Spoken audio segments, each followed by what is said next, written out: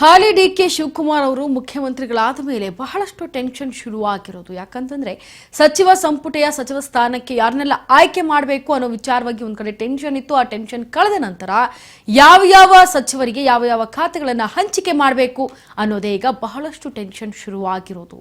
CM DK ಶಿವಕುಮಾರ್ಗೆ ಖಾತೆ ಹಂಚಿಕೆಯ tension ಇಂದ ಬಹಳಷ್ಟು ತೊಂದರೆ ಆಗ್ತಾ ಇದೆ ಅಂದ್ರೆ ತಪ್ಪಾಗ್ಲಾರ್ದು. ಇತ್ತ ಕ್ಯಾಬಿನೆಟ್ ನಲ್ಲೂ ಕೂಡ ಫುಲ್ ಸ್ಟಾಪ್ ಇಡೋದಕ್ಕೆ ಅಥವಾ ಇದ್ರ ಬಗ್ಗೆ ಮಾತನಾಡೋದಕ್ಕೂ ಕೂಡ ಡಿಕೆಶಿ ಕಸರತ್ತನ್ನ ನಡೆಸ್ತಾ ಇದ್ದಾರೆ. ಸದ್ಯ ದೆಹಲಿಯಲ್ಲಿ ಹೋಗಿ ಬೀಡು ಬಿಟ್ಟಿದ್ದಾರೆ ಡಿಕೆ ಶಿವಕುಮಾರ್ ಅವರು.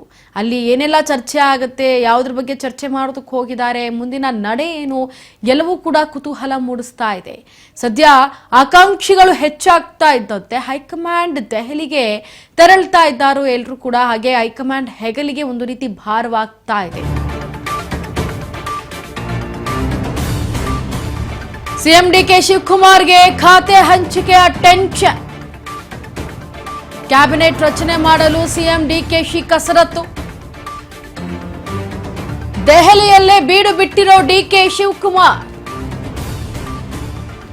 ಆಕಾಂಕ್ಷಿಗಳು ಹೆಚ್ಚಾಗ್ತಾ ಇದ್ದಂತೆ ಹೈಕಮಾಂಡ್ ಹೆಗಲಿಗೆ ಇತ್ತ ಸಂಪುಟದಲ್ಲಿ ಯಾರಿರಬೇಕು ಎಂಬ ನಿರ್ಧಾರ ಹೈಕಮಾಂಡ್ಗೆ ಬಿಟ್ಟಿದೆ.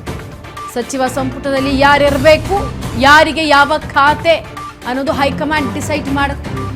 ಎಲ್ಲದರ ಬಗ್ಗೆ ನೀವೇ ನಿರ್ಧಾರ ಮಾಡಿ ಅಂತ ಹೇಳ್ತಿದ್ದಾರೆ ಸಿಎಂ ಡಿಕೆ ಶಿವಕುಮಾರ್.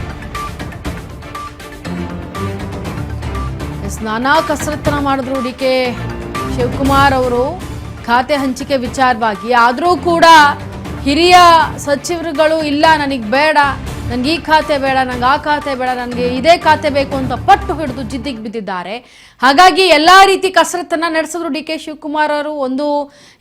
ಈ ಒಂದು ಗೊಂದಲ ಸ್ಟಾರ್ಟ್ ಆಗ್ತಾ ಇದ್ದಂತೆ ಹಿರಿಯ ನಾಯಕರು ಮತ್ತೆ ಮಾಜಿ ಮುಖ್ಯಮಂತ್ರಿಗಳಾದಂತಹ ಸಿದ್ದರಾಮಯ್ಯ ಅವರಿಗೆ ಅನುಭವ ಇದೆ ಅಂತ ಹೇಳಿ ಅವ್ರ ಹತ್ರ ಗೈಡ್ಲೈನ್ಸ್ ಅನ್ನ ತಗೊಂಡು ಆಮೇಲೆ ಬಂದು ಮತ್ತೊಂದು ಘೋಷಣೆ ಮಾಡಿದ್ರು. ಅದು ಮಾಡಿದ್ಮೇಲೆ